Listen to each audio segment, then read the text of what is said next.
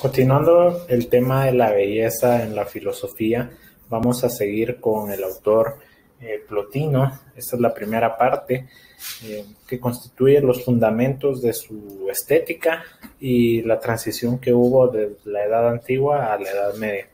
Plotino es un autor bastante complicado de ubicar porque posee, digamos, tanto la influencia de los inicios de la Edad Media como todavía la presencia de la Edad Antigua en forma de la filosofía de Platón.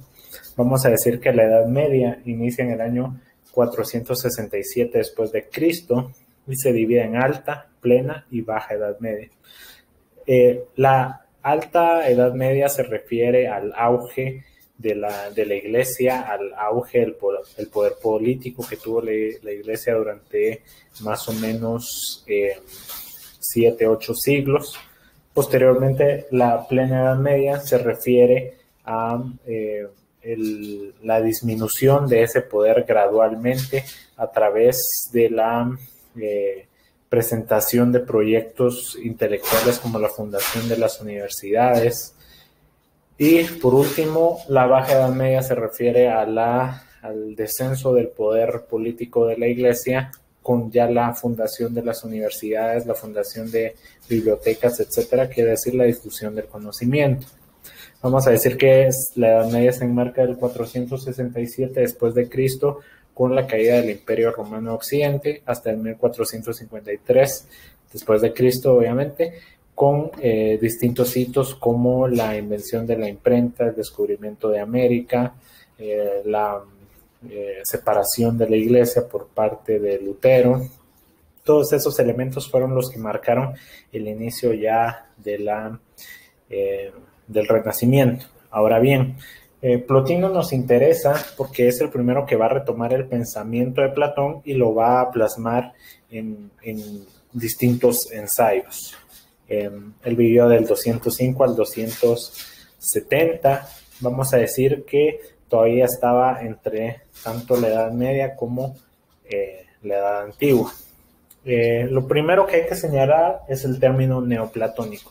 Plotino es considerado el primer neoplatónico porque si nos vamos a la palabra, a su división etimológica, neo, nuevo, y platónico, de Platón, quiere decir retomar el pensamiento de Platón y reformarlo de acuerdo a la actualidad que estaba viviendo. Entonces, su primera y única obra se llama Eneadas, es una compilación de ensayos que hicieron sus discípulos respecto a principalmente el problema de cómo debe ser pensado Dios. Plotino argumenta que Dios debe ser pensado a través de la unidad. O sea, el elemento uno es el que va a determinar qué es Dios. No podemos hablar de que Dios sea bueno, no podemos hablar de que Dios sea malvado, no podemos hablar de que Dios sea eterno, perfecto. Todas esas son atribuciones humanas. Sin embargo, la atribución de la cual estamos seguros que posee Dios es la unidad. Él dice que primeramente Dios se va a percibir a través de la intuición, no la razón. Entonces ya hay un cambio bastante fuerte de la Edad Antigua y principalmente en el pensamiento platónico porque lo va a adoptar. Digamos, ¿cuál era la premisa fundamental de Platón? Nosotros podemos conocer el mundo de las ideas, podemos conocer las ideas perfectas a través del desarrollo y la preparación de la razón por medio de la filosofía. Sin embargo, Plotino dice, esta idea perfecta del uno solo va a poder ser conocida primeramente a través de la intuición. Entonces es un cambio bastante radical, sin embargo se apega bastante a los fundamentos platónicos en términos de que toma a Dios como la idea perfecta, la idea que va a dar origen a todas las otras ideas. Plotino estaba muy intrigado en términos de conocer a Dios, dado que se estaba tomando un gran impulso, una gran fuerza de parte de la iglesia, pero él no estaba convencido sobre las, paradigmas que estaba creando la iglesia y él quería conocer realmente cómo se puede definir a Dios o cómo se puede enmarcar a Dios a través del pensamiento humano. Para eso genera dos teorías. La primera teoría es la teoría de emanación. Él dice, todo surge del uno, todo surge de Dios. O sea, hay una multiplicidad de elementos que salen de la unidad de Dios. Pero esa multiplicidad de elementos está delimitada por grados. Para eso toma su teoría de emanación y genera también su teoría de hipóstasis. Esta teoría se refiere a lo que está debajo. ¿Qué quiere decir eso? Que todos los elementos que salen de Dios, todos esos elementos van a estar en una, digamos, tabla taxonómica, en una gráfica gradual, según el acercamiento que se tenga a Dios. El primer elemento es el uno, o sea, Dios.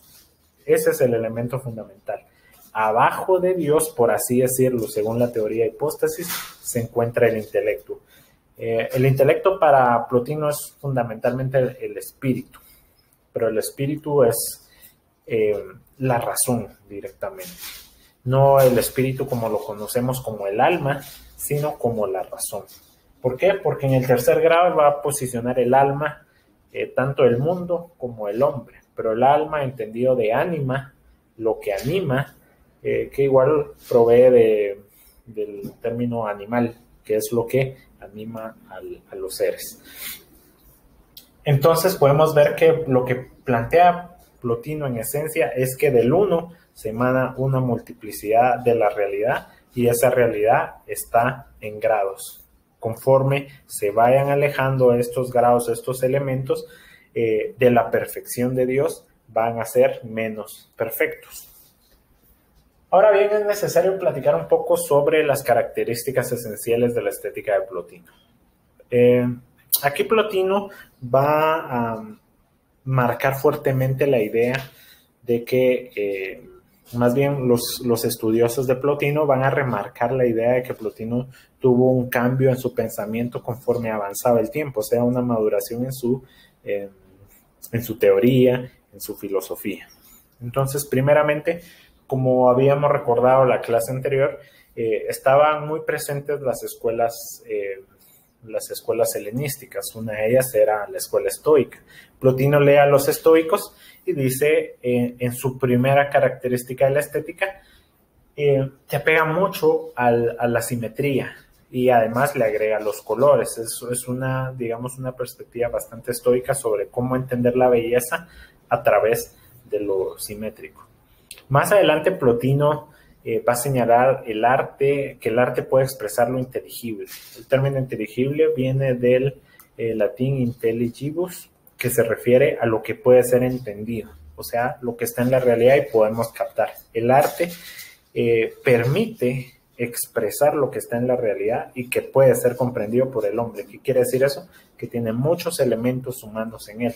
Por eso el arte son paisajes, son personas, siempre tienen elementos humanos. Tercero, la materia es fealdad. Sin embargo, a eso Plotino se refiere a que la materia es fealdad al decir que no tiene una causa de origen. Al no tener una causa, no tiene esa cualidad de ser bello, porque lo bello, como habíamos dicho anteriormente, lo señalaba Plotino, está en el arte también, y es la capacidad de entender el arte, de explicar la belleza a través del arte. Pero la materia suelta, por así decirlo, el barro, la tierra, la madera, son elementos que no tienen aún forma. Quiere decir que lo que le da forma va a ser lo bello. O sea, tomar un pedazo de madera, un pedazo de tronco y volverlo una escultura es lo que va a ser posible al arte. Entonces señala mucho aún el pensamiento aristotélico de decir como la materia no tiene causa, le falta todavía la causa formal, entonces es considerada fea. En el cuarto nivel, Plotino ya hace un cambio bastante fuerte y ya se enfoca al hombre. Él dice que asegura existe la belleza del alma, pero lo plantea o lo descubre de una forma bastante empírica. Y dice, vamos a comparar simplemente el rostro de un hombre vivo con el rostro de un hombre muerto. El hombre vivo, como tiene el alma aún en su cuerpo, es bello, mientras que el muerto no lo es. Es una, digamos, una postura bastante radical, marcada en lo empírico. Y por último, el quinto grado es el amor. Él dice, en el amor, ahí ya tiene, digamos, gran influencia de la iglesia, gran influencia del pensamiento cristiano. Él dice, el alma va a generar el eros, va a generar el amor cuando desee encontrar el bien y lo bello.